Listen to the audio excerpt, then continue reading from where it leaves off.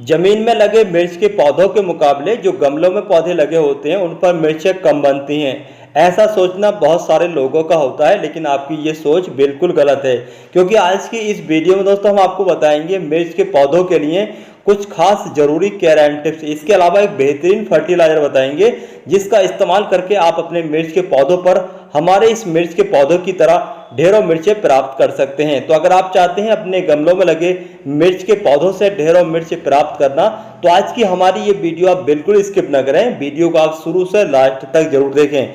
इसके अलावा अगर आप हमारे चैनल पर पहली बार आए हैं, चैनल की वीडियो पहली बार देख रहे हैं, तो हमसे जुड़ने के लिए हमारे चैनल को सब्सक्राइब कर लें, साथ में बेल आइकन को प्रेस जरूर कर लें, जिससे कि हर आने वाला वीडियो का नोटिफिकेशन आपके पास पहुंचे और आप वीडियो सबसे पहले देख पाएं। गमले में लगे मिर्च के पौधे से ढेरों मिर्चें प्राप्त करने के लिए आपको फर्टिलाइजर तो इस्तेमाल करना ही होगा, लेकिन इसके अलावा आपको और भी दूसरी बातों का ध्यान रखना होता है।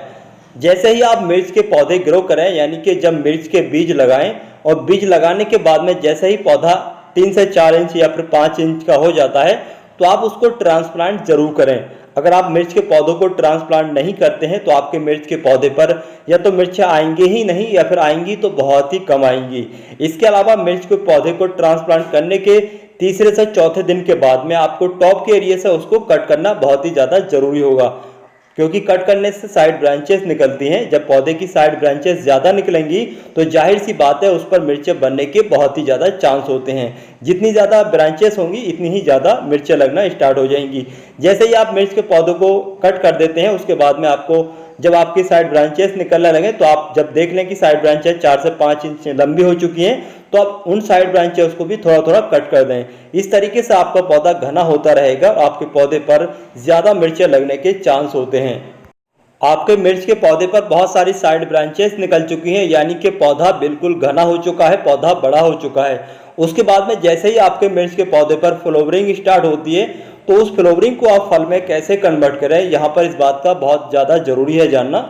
जैसे ही आपके मिर्च के पौधे पर फूल आना स्टार्ट हो जाए तो आप 1 लीटर में लगभग 5 ml शहद को मिला करके अच्छे से अपने पौधे पर स्प्रे कर दें। स्प्रे करने का फ़ायदा ये होगा, मधुमक्खियाँ या फिर दूसरे जो भी कीट पॉलिनेशन करते हैं वो बहुत ही ज़्यादा आते हैं। जब पॉलिनेशन वाले कीट ज़्यादा आते हैं, पॉलिनेशन ज़्यादा होता है, तो जाहिर सी बात है फल ज़्यादा लगने के चांस होते हैं। और जैसे ही आपके मिर्च के पौधे पर फूल लगना स्टार्ट हो जाएं तो आप ज़्यादा ओवर वाटरिंग न करें। जिस तरीके से आप पहले पानी देते थे उससे कुछ कम कर दें। इस बात का आपको खास तौर से ध्यान रखना होगा। जैसे कि इस टाइम बहुत ज़्यादा तेज़ गर्मी पड़ रही है, तो खास तौर से आप इस बात का भी ध्यान रखें कि आपके पौधे की मिट्टी में पानी की कमी नहीं होना चाहिए। आप अपने पौधे को ऐसी जगह पर रखें जहां पर दोपहर की धूप ना पड़ती हो, या फिर आप उसको ग्रीन नेट के नीचे रख सकते हैं। ग्रीन नेट के नीचे रखने से आपका पौधा बहुत ही अच्छे से ग्रोथ करता रहेगा।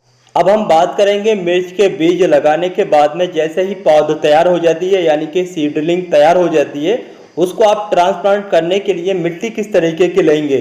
तो आप ज़्यादा रेतीली मिट्टी न लें या फिर ज़्यादा जो पीली मिट्टी होती है, जो हार्ड मिट्टी होती है, वो मिट्टी इस्तेमाल न करें, बल्कि आप अपने गमलों की, गार्डन की जो भी नॉर्मल मिट्टी होती है, जिस मिट्टी में आप दूसरे पौधे लगाते हैं, वो मिट्टी इस्तेमाल करें 60%। उसके साथ आप 40% वर्मी कंपोस्ट या फिर अच्छे से सड़ी गली पुरानी गोबर की खाद, दोनों को मिक्स करने के बाद में सीडलिंग को ट्रांसप्लांट कर सकते हैं। गमले में लगे मिर्च के पौधे से ज़्यादा मिर्चें प्राप्त करने के लिए आपको मिर्च के पौधे को बीमारी से भी बचाना होगा। मिर्च के पौधे पर एक बीमारी लगती है जिसमें मिर्च के पौधे की जो पत्तियां होती हैं वो मुड़ जाती हैं, नाव के आकार की हो जाती हैं। उस बीमारी को दूर करने के लिए आप समय समय पर ऑर्गेनिक इंसेक्टिसाइड का इस्तेमाल कर सकते हैं। ऑर्गेनिक इंसेक्टिसाइड किस तरीके से रेडी किया जाता है, मैंने इसके बारे में इस चैनल पर वीडियो अपलोड की हुई है। आप चाहें तो उस वीडियो को देख करके घर पर ऑर्गेनिक इंसेक्टिसाइड बना करके अपने मिर्च के पौधे पर होने वाली बीमारियों को दूर कर सकते हैं।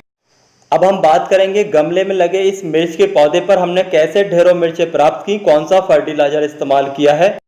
गमले में लगे मिर्च के पौधे से ढेरों मिर्चें प्राप्त करने के लिए हमने जो फर्टिलाइजर इस्तेमाल किया था वो ये है मस्टर्ड केक, यानी कि सरसों की खली। जो सरसों के बीज होते हैं वो कोल्हू में पिसने के बाद में तेल एक साइड में निकल जाता है और दूसरी साइड में इस तरीके की खल निकल जाती है।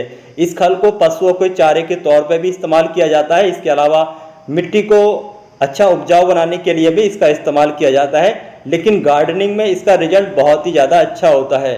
बहुत सारे लोगों के कमेंट आते हैं कि आपने जो ये सरसों की खली बताई है ये हमें लोकल मार्केट में नहीं मिल पा रही है, और अगर हम इसको ऑनलाइन खरीद रहे हैं तो बहुत ज़्यादा महंगी है।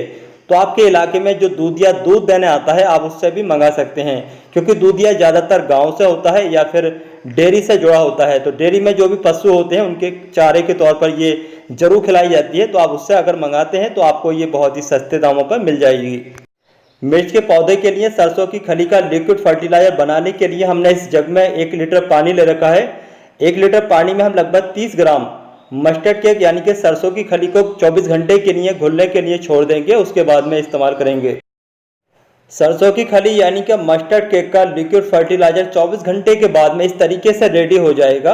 और जैसे ही लिक्विड फर्टिलाइजर रेडी हो जाए 250 ml आप लिक्विड फर्टिलाइजर लें और 250 ml सादा पानी, दोनों को अच्छे से मिक्स करने के बाद में पौधे की मिट्टी में देते रहें।